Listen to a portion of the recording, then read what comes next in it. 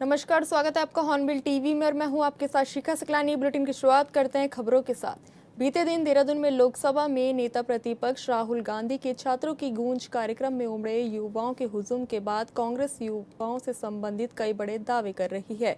वहीं अब बीजेपी ने भी इस पर पलटवार किया है। बीजेपी प्रदेश महामंत्री कुंदन परिहार ने कहा कि उत्तराखंड का युवा मुख्यमंत्री पुष्कर सिंह धामी के साथ है। युवा मुख्यमंत्री ने युवाओं के हित में कई योजनाएं बनाई हैं। जहां भी युवाओं को कोई संशय हुआ वहां स्वयं जाकर उन्होंने उनकी समस्याओं का निस्तारण करने का प्रयास किया। इन युवाओं को कोई भ्रमित नहीं कर सकता। राहुल गांधी और कांग्रेस नेतृत्व लाख कोशिश कर ले, लेकिन देवभूमि की जनता और यहां का युवा भारतीय जनता पार्टी के साथ है।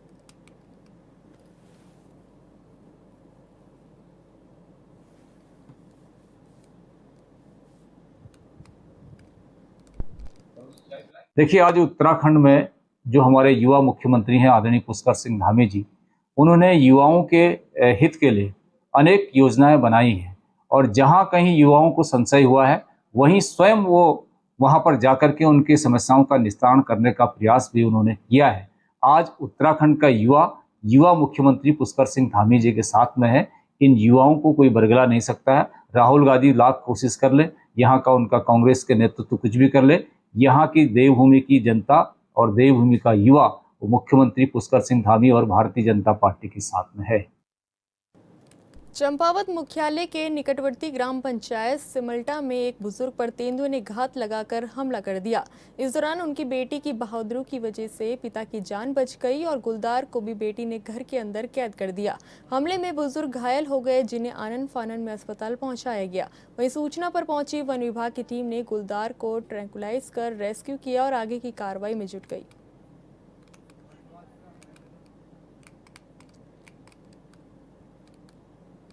सरोवर नगरी नैनीताल में देर रात असामाजिक तत्वों की ओर से पथराव की घटनाएं बढ़ती जा रही है। मेवाला जिला panchayat, cement house, Jiwaji cottage समेत कई इलाकों में रात में छतों पर जमकर पथराव किया गया। इससे स्थानीय लोग भयभीत हैं और खुद पुलिस की तरह रात में गश्त कर रहे हैं। क्षेत्रवासियों ने कुमाऊं आयुक्त, जिला प्रशासन और पुलिस प्रशासन से तुरंत कार्रवाई की गुहार लगाई है।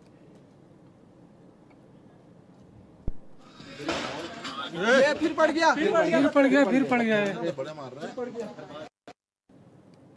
सावन माह की दस्तक के साथ ही तीर्थ नगरी ऋषिकेश के बाजार हरी चूड़ियों की रंगत से सजने लगे हैं। महिलाओं और युवतियों में इस बार कश्मीरी घुंघरू, प्लेन जेली ग्रीन और जरकन चूड़ियों का क्रेज देखने को मिल रहा है। सोशल मीडिया पर तेजी से लोकप्रिय हुए इन डिजाइनों की मांग इतनी बढ़ गई कि इस पारंपरिक मेटल और अन्य चूड़ियों की बिक्री पर भी इसका असर साफ दिखाई दे रहा है।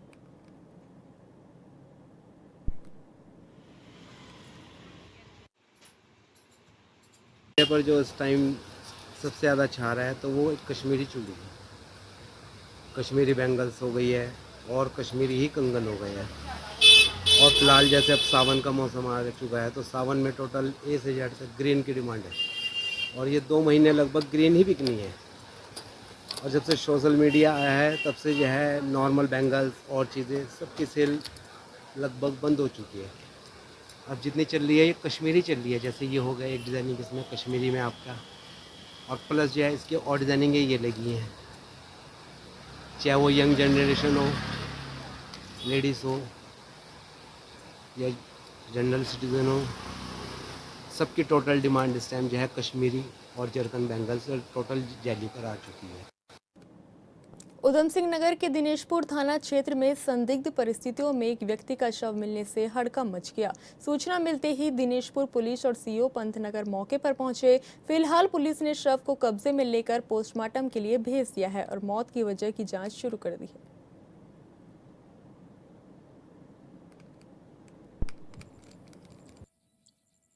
है। मैं सुबह घर में था और किसी ने मेरे को खबर दिया कि वो सपन राय, उसका बाप का नाम गुरुपत। मैंने कहा हाँ, यहाँ पे हमारे घर के सामने रहता है, उसका एक्सीडेंट हो गया। तो हमने सबको खबर दिया। हमने चलो उसके परिवार को खबर दिया, उसको परिवार को लेके भी आया गाड़ी में बैठा के। और लड़का बहुत ही अच्छा था, ऐसा कुछ नहीं है। पता नहीं ये ऐसा कदम कैसे उठा लिया इसने। इस विषय में तो मैं कुछ कह नहीं सकता। अभी पुलिस प्रशासन आया हुआ है, पोस्टमार्टम में पता लगेगा क्या। सर्वे को क्या, उनको खाली जगह मिला, पीने वाले को तो जगह चाहिए। पवन कुमार राय है, वार्ड नंबर 9 दिनेशपुर का रहने वाला है। मूल तो ये ठेकेदारी के भी काम करते हैं। पहले सूचना मिली थी कि एक अननोन डेड बॉडी है। मौके पे पहुंच के लोग वागों से आइडेंटिफाई कराया था, तो ये दिनेशपुर का रहने वाला जानकारी हुई है। इसके घर वाले भी आ गए हैं और बाकी इसके पास बाइक भी है। शाम के टाइम लोग बागों ने इसको यहाँ बैठा हुआ देखा है। तो पोस्टमार्टम के लिए पंचायतनामा भरा जा रहा है और बाकी कार्रवाई जारी है। प्रथम दृष्टया अभी कुछ नहीं कर सकते हैं। हो सकता है यदि कल शाम से यहाँ पे हो तो कोई लोग बागों का आम मत है अभी किसी जो है सांप वगैरह काटने से भी है। वैसे इसके शरीर पर भी कोई चोट नहीं है, फिर भी कुछ कहा नहीं जा सकता। चंपावत में मुख्यमंत्री पुष्कर सिंह धामी के निर्देश अनुसार संचालित सेवा पखवाड़ा के तहत विकासखंड चंपावत के दूरस्थ ग्राम झालाकोड़ी में जन समस्या निवारण और बहुउद्देशीय शिविर का आयोजन किया गया। शिविर की अध्यक्षता जिलाधिकारी मनीष कुमार ने की। शिविर में विभिन्न विभागों से संबंधित 47 शिकायतें और आवेदन प्राप्त हुए, जिनमें से अधिकांश का मौके पर ही निस्तारण कर दिया गया, जबकि शेष मामलों में संबंधित अधिकारियों को समयबद्ध कार्रवाई के निर्देश दिए गए।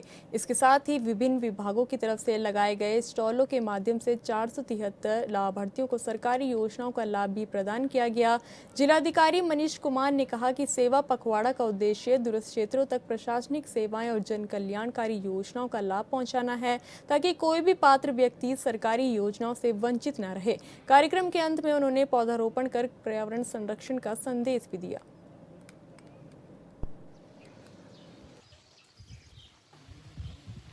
के द्वारा एक सघन अभियान चला करके जनपद प्रशासन जो है, शीर्ष प्रशासन है, उसको गांव के जो दूरस्थ क्षेत्र हैं जहां पे वंचित लोग रहते हैं, ऐसे लोग रहते हैं जो सरकारी सुविधाओं का लाभ कतिपय कारणों से नहीं ले पाते। जैसे इसमें एक प्रमुख कारण होता है दूरी होना, ऐसी व्यवस्थाएँ ना होना कि वो, और साथ ही साथ जो योजनाएं हैं उनका ज्ञान न होना। तो ऐसे स्थिति के लिए, ऐसे परिस्थिति के लिए माननीय मुख्यमंत्री जी ने एक संवेदनशील पहल पूरे प्रदेश में की, जिसमें जनपद चंपावत उनका गृह क्षेत्र है। प्रधानमंत्री आवास योजना की नई सूची को लेकर नारसन विकास खंड के मोहम्मदपुर जट के ग्रामीणों में नाराजगी देखने को मिल रही है। ग्रामीणों का आरोप है कि योजना के कई वास्तविक पात्र परिवारों के नाम सूची से बाहर कर दिए, जबकि कुछ ऐसे लोगों के नाम शामिल हैं जो उनकी नज़र में पात्र नहीं है। इसी को लेकर ग्रामीणों ने अपनी आपत्ति दर्ज कराते हुए निष्पक्ष जांच और सूची के पुनः सत्यापन की मांग की है। सरकार की महत्वाकांक्षी प्रधानमंत्री आवास योजना का लाभ हर जरूरतमंद तक पहुँचाने का दावा किया जाता है, लेकिन क्षेत्र के कई ग्रामीणों का कहना है कि नई सूची में उनके नाम शामिल नहीं किए गए। उनका दावा है कि उन्होंने सभी आवश्यक दस्तावेज जमा किए और पात्रता की शर्तें भी पूरी करते रहे, फिर भी उन्हें योजना से वंचित रखा गया। ग्रामीणों ने आरोप लगाया कि सूची तैयार करने में अनियमितता हुई है। ग्रामीणों का कहना है कि यदि उनकी मांगों पर जल्द ध्यान नहीं दिया गया तो वे लोकतांत्रिक तरीके से अपना विरोध दर्ज कराएंगे।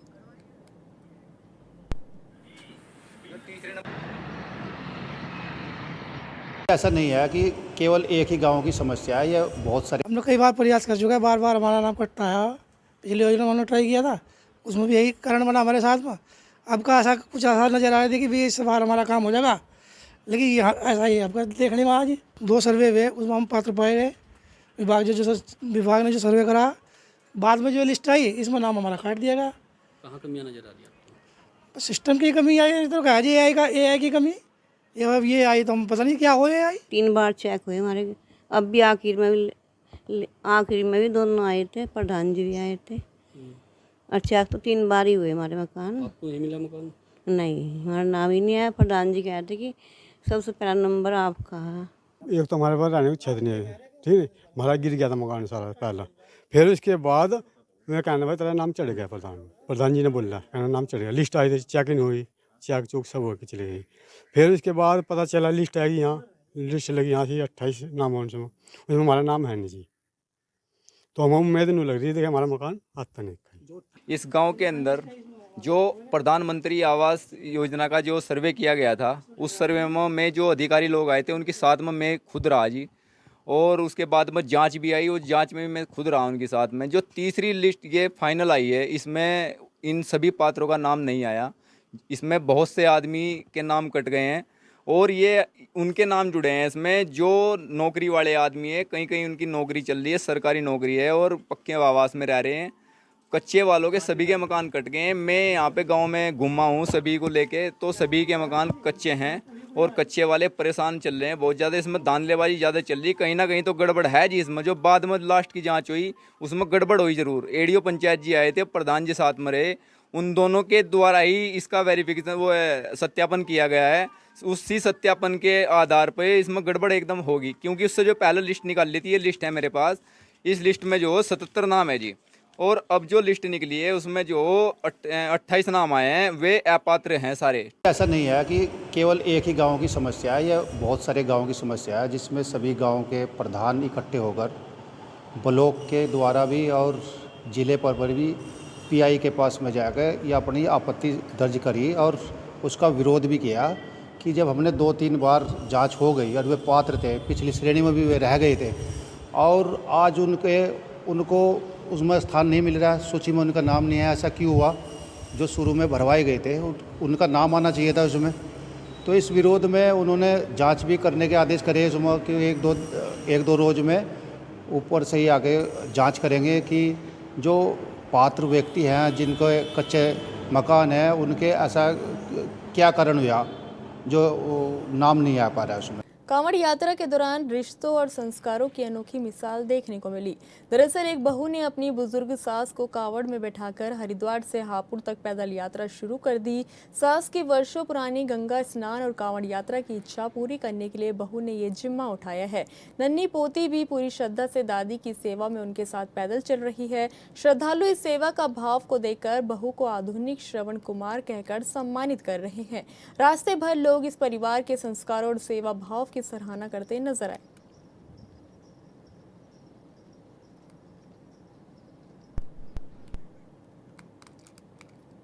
चंपावत में लोहाघाट विधानसभा क्षेत्र के खेतीखान में स्वतंत्रता संग्राम सेनानियों के सम्मान और स्मृति स्थल निर्माण की मांग को लेकर शुक्रवार से अनिश्चितकालीन धरना शुरू हो गया। जिला पंचायत सदस्य अशोक मेहरा के नेतृत्व में क्षेत्रवासियों ने इंदिरा पार्क में स्वतंत्रता संग्राम सेनानियों की प्रतिमाओं पर माल्यार्पण कर धरना शुरू किया। प्रदर्शनकारियों का आरोप है कि बहुउद्देशीय भवन और स्मृति स्थल के निर्माण के लिए स्वीकृत 20 लाख रुपए की धनराशि प्रशासन ने बिना सूचना के अनियंत्रित स्थानांतरित कर दी। उन्होंने इसे स्वतंत्रता संग्राम सेनानियों का अपमान बताते हुए धनराशि वापस जारी करने और निर्माण कार्य शीघ्र शुरू करने की मांग की है। अशोक मेहरा ने कहा कि जब तक स्वीकृत धनराशि वापस नहीं की जाती तब तक धरना जारी रहेगा। उन्होंने चेतावनी दी कि मांगे पूरी नहीं होने पर आंदोलन को और तेज किया जाएगा, जिसकी जिम्मेदारी शासन प्रशासन की होगी। सबसे पहले तो समस्त क्षेत्रवासियों को मेरा सादर प्रणाम। जैसे कि विगत 3-4 महीनों से मैं इसके पीछे लगा था, पूरे संपर्क में था विभाग के भी और कार्यदायी संस्था के भी।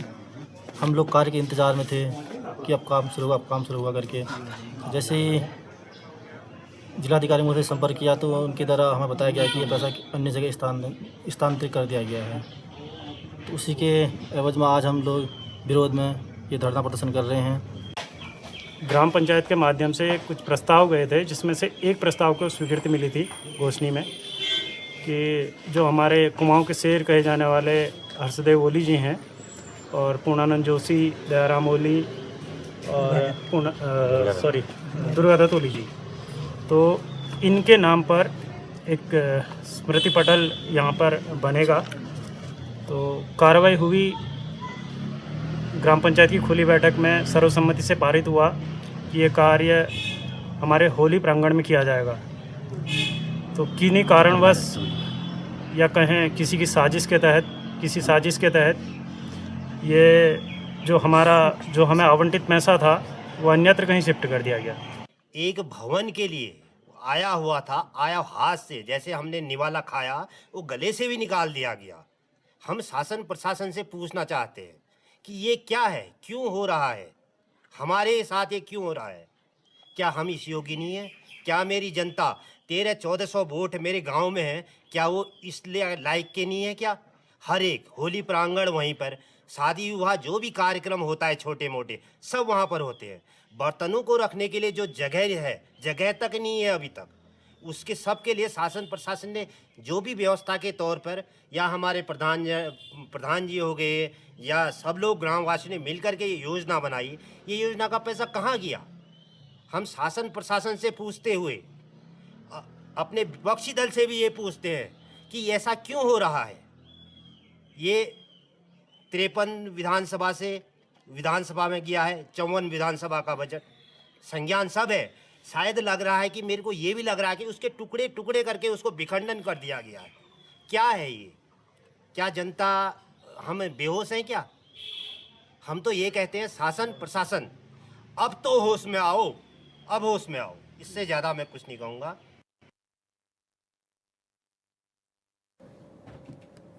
कालाडूंगी में बरसात के मौसम में वो नदी में बड़ी संख्या में पर्यटक बेखौफ होकर नहाते हुए नजर आ रहे हैं। बताया जा रहा है कि कई लोग बिना अनुमति के नदी क्षेत्र में पहुंच रहे हैं, जिससे किसी भी समय बड़ा हादसा हो सकता है। स्थानीय प्रशासन का कहना है कि पहाड़ी क्षेत्रों में लगातार हो रही बारिश के कारण बोर नदी का जलस्तर अचानक बढ़ सकता है। पूर्व में भी नदी में भी कई हादसे हो चुके हैं, जिसे देखते हुए प्रशासन ने लोगों से नदी में उतरने से बचने की अपील की है। उप जिलाधिकारी सुधीर कुमार ने कहा कि मामले की जानकारी पुलिस और वन विभाग को दे दी गई है। बिना अनुमति नदी क्षेत्र में प्रवेश करने वालों के खिलाफ चालानी कार्रवाई की जाएगी।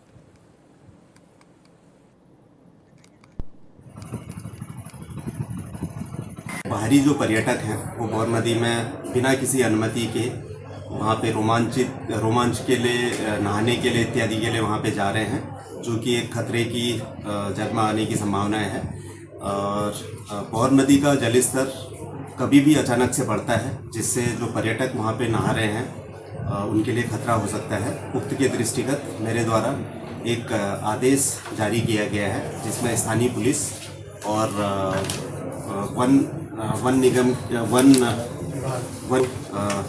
लेटर जारी किया गया है, जिसमें प्रभारी निरीक्षक कोतवाली कालाढूंगी, वन क्षेत्राधिकारी गदगदिया रेंज, वन क्षेत्राधिकारी Daichauri range, Pannakheda range, Kaladhungi range, Barhani range, Pawalgarh range और बैल पड़ाव रेंज, इन सभी वनाधिकारियों को भी आदेश किया गया है कि बौर नदी से सभी पर्यटकों को दूर रखेंगे और वहाँ पे एक चेतावनी का बोर्ड लगाएंगे। उत्तराखंड में बीजेपी की सरकार शिक्षा को लेकर बड़ी बड़ी बातें तो करती है, लेकिन जमीनी हकीकत और कुछ ही दिखाई देती है। चंपावत में सीमांत लेटी डुंगरा क्षेत्र के बच्चे उच्च शिक्षा के लिए 25 किलोमीटर पैदल चलकर स्कूल पहुंचते हैं, क्योंकि वर्षों की गुहार के बाद भी जनप्रतिनिधियों और अधिकारियों ने ग्रामीणों की मांग पर ध्यान नहीं दिया।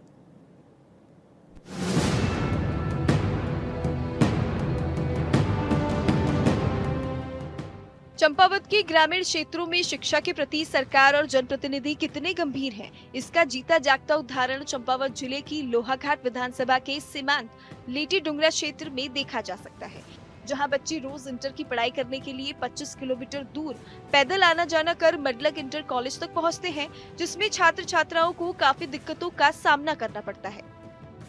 छात्र जो यहाँ से मटलक जाते हैं पढ़ने के लिए, और यहाँ से हमको बहुत दूर जाता है, और हमको यहाँ से 16 से 15 किलोमीटर दूर स्कूल जाना पड़ता है GIC मटलक, और उसके साथ 200 मीटर से ज़्यादा बड़ा पहाड़ चढ़ना पड़ता है, और उसकी वजह से हमको सुबह ही 4 बजे जाना पड़ता है और शाम को हम 3 या 4 बजे के बाद ही घर पहुँचते हैं, जिसकी वजह से हमारी पढ़ाई में बहुत ही ज़्यादा परेशानियाँ होती है।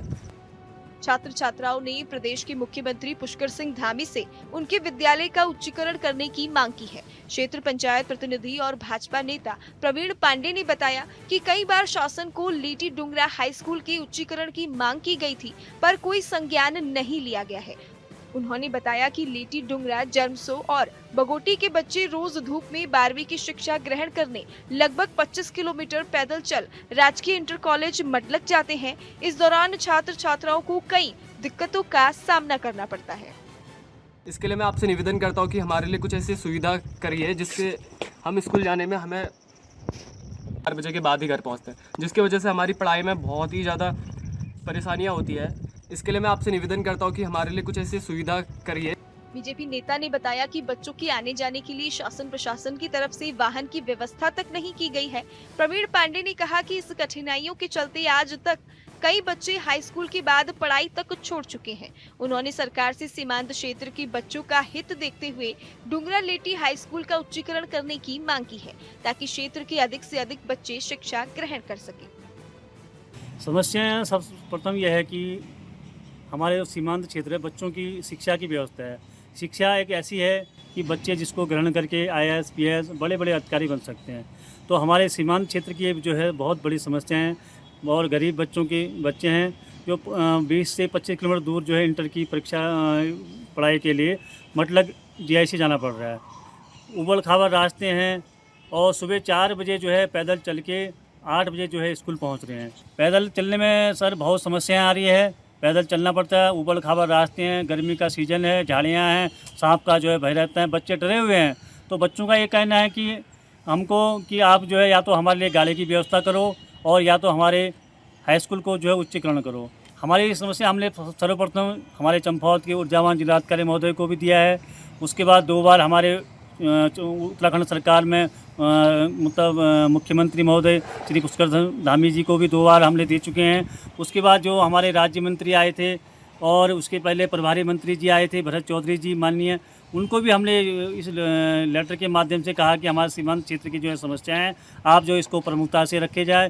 क्योंकि हम भी जो है एक भाजपा का एक छोटा सा कार्यकर्ता होने के नाते क्षेत्र में जाता हूँ। राज्य सरकार की, केंद्र सरकार की महत्वाकांक्षी योजनाओं को मैं जन जन तक पहुंचाता हूं, तो मुझे वहां एक विरोध सहना पड़ता है। लोग कहते हैं कि यार आप इतनी बड़ी बड़ी बातें करते हो, आप इतने मतलब लोगों को आश्वासन देते हो, हमारे क्षेत्र में तो कुछ नहीं हो रहा। वास्तव में उनकी बात जायज़ है। मैं उनको यही आश्वासन देता हूं कि हमारी सरकार है, हमारी सरकार जो भी है अच्छा करेगी। और मेरा महोदय से निवेदन होगा कि आप आने वाला जो है 27 का जो है विधानसभा चुनाव नज़दीक है और इससे पहले जो है हमारे सीमांत क्षेत्र की जो है समस्याओं का निराकरण करने की आप जो है कृपा करेंगे। और दूसरा, हमारे वर्तमान जो है विधायक महोदय से मेरा ये निवेदन है कि ये 1,50,000 की विधायक निधि देने से कुछ काम चलने वाला नहीं है।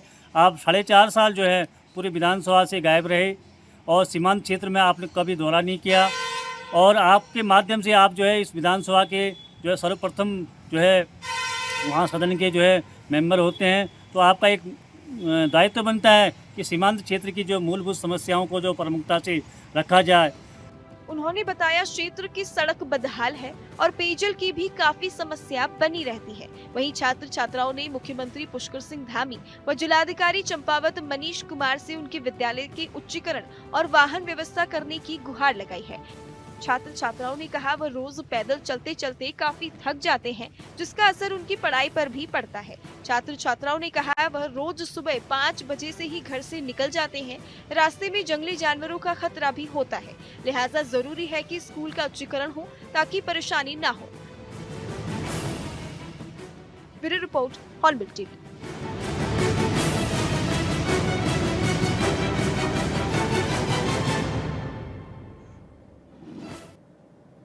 फिलहाल इस बुलेटिन में इतना ही। आप देखते रहिए हॉर्नबिल टीवी। नमस्कार।